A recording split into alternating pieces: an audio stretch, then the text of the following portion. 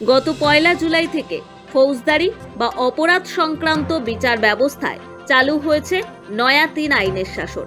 ভারতীয় দণ্ডবিধি বা আইপিসির বদলে ভারতীয় ন্যায় সংহিতা, ফৌজদারি কার্যবিধি বা সিআরপিসির বদলে ভারতীয় নাগরিক সুরক্ষা সংহিতা এবং এভিডেন্স অ্যাক্টের বদলে ভারতীয় সাক্ষ্য অধিনিয়ম চালু হয়েছে গোটা দেশে।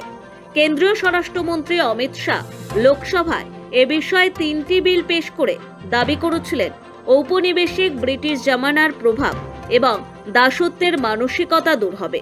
স্বরাষ্ট্রমন্ত্রী শাহ জানিয়েছিলেন পুলিশ, আইনজীবী ও নিম্ন আদালতের বিচারকদের পর্যাপ্ত প্রশিক্ষণ দেওয়া হবে। কিন্তু জানুয়ারি মাস থেকে পুলিশ প্রশাসন ভোট নিয়ে ব্যস্ত থাকায় নয়া আইন নিয়ে প্রশিক্ষণের সুযোগ পাননি অনেকেই। যদিও বিচারালয় এবং থানা পুলিশের বেশিরভাগের কাছে নয়া আইন স্পষ্ট নয়। সবচেয়ে সমস্যায় থানায় কর্মরত পুলিশরা।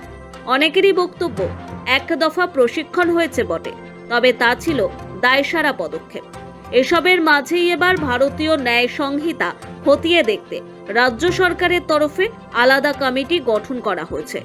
এখন কেন্দ্রের ন্যায় সংহিতা আইন রাজ্য নিজের প্রয়োজন মতো সংশোধন করতে পারে কিনা তা খুঁটিয়ে দেখার জন্যই গঠিত হয়েছে নতুন কমিটি।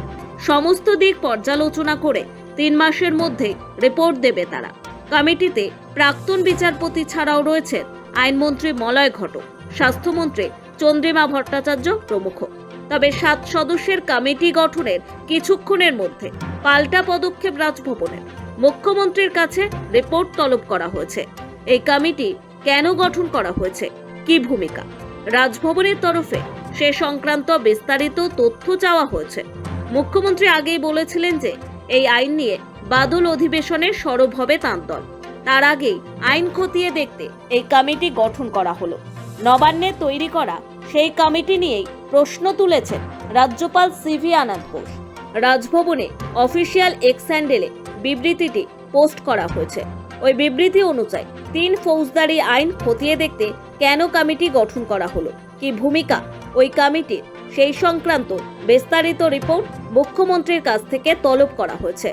রাজ্যপালের বক্তব্য অনুযায়ী রাজ্যের মধ্যে আলাদা রাজ্য হয়ে উঠতে পারে না বাংলা, ব্যানানা রিপাবলিকও হয়ে উঠতে পারে না। তিনি আরও প্রশ্ন তুলেছেন, কেন্দ্রীয় সরকার যখন পশ্চিমবঙ্গ সরকারের কাছে নয়া আইন প্রণয়নের আগে মতামত চেয়েছিল, তখন কোনো প্রত্যুত্তর রাজ্য দিয়েছিল কি? লোকসভায় পাশ হওয়া 3 ফৌজদারি আইন অবিলম্বে প্রত্যাহার করা হোক, এই আবেদন জানিয়ে প্রধানমন্ত্রী নরেন্দ্র মোদীকে চিঠিও লিখেছিলেন মুখ্যমন্ত্রী মমতা বন্দ্যোপাধ্যায়। যেভাবে বিলগুলি পাশ করানো হয়েছে তা গণতন্ত্রের কালো অধ্যায় বলে উল্লেখ করেন মমতা বন্দ্যোপাধ্যায়। ব্যুরো রিপোর্ট, সময়, কলকাতা।